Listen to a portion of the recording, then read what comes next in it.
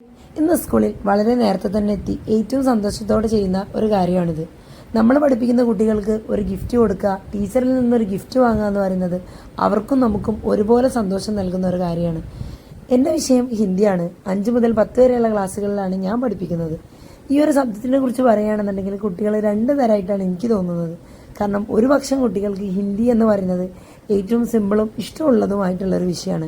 മറ്റൊരു പക്ഷം കുട്ടികൾക്ക് ഏറ്റവും ഇഷ്ടമില്ലാത്തതും ഏറ്റവും ടഫുള്ള ഒരു വിഷയം ഹിന്ദിയാണ്. അതുകൊണ്ട് തന്നെ എനിക്ക് 5ാം ക്ലാസ് വരെ പഠിപ്പിക്കാൻ ഒരുപാട് ഇഷ്ടമാണ്. കാരണം കേരള സിലബസിൽ 5ാം ക്ലാസ് മുതലാണ് ഹിന്ദി സ്റ്റാർട്ട് ചെയ്യുന്നത്.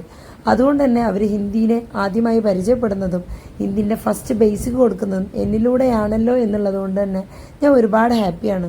അതുകൊണ്ട് തന്നെ ഈ ഒരു സബ്ജക്റ്റിനെ കുട്ടികൾ ഇഷ്ടപ്പെടാൻ വേണ്ടിയിട്ട് എൻ്റെ കഴിവിൻ്റെ പരമാവധി ഞാൻ മാക്സിമം ശ്രമിക്കാറുണ്ട്. അതിൻ്റെ ഭാഗമായിട്ടാണ് ഈ ഒരു ആക്ടിവിറ്റി. ഹിന്ദി അക്ഷരമാല മുഴുവനായിട്ട് പഠിച്ചു വരുന്ന കുട്ടിക്ക് ഒരു മിഠായി വാങ്ങിച്ചു തരാമെന്ന് കഴിഞ്ഞ ക്ലാസ്സിൽ കുട്ടികൾക്ക് ഞാൻ വാക്ക് കൊടുത്തിട്ടുണ്ടായിരുന്നു. പക്ഷെ കുട്ടികൾക്ക് ഗിഫ്റ്റ് ചെയ്യുന്ന സമയത്ത് അവർക്ക് ഉപകാരപ്രദമാവുന്ന കാര്യങ്ങൾ കൊടുക്കുന്നതാണ് ഏറ്റവും ബെറ്റർ. പക്ഷെ കുട്ടികളോട് മിഠായി വാങ്ങിച്ചു തരാമെന്ന് വാക്ക് കൊടുത്തതല്ലേ എന്നുള്ളത് കൊണ്ട് മാത്രമാണ് ഞാനിവിടെ മിഠായി ആക്കിയത്.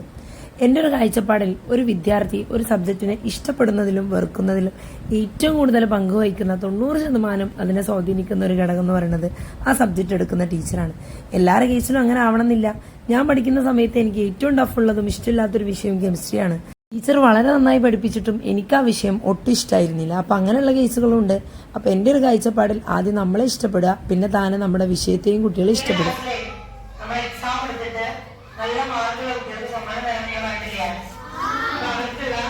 സമ്മാനം ഞാൻ കൊണ്ടുവന്നിട്ടുണ്ട്. അപ്പൊ നിങ്ങൾക്ക് ഹിന്ദി ഇഷ്ടമാണോ?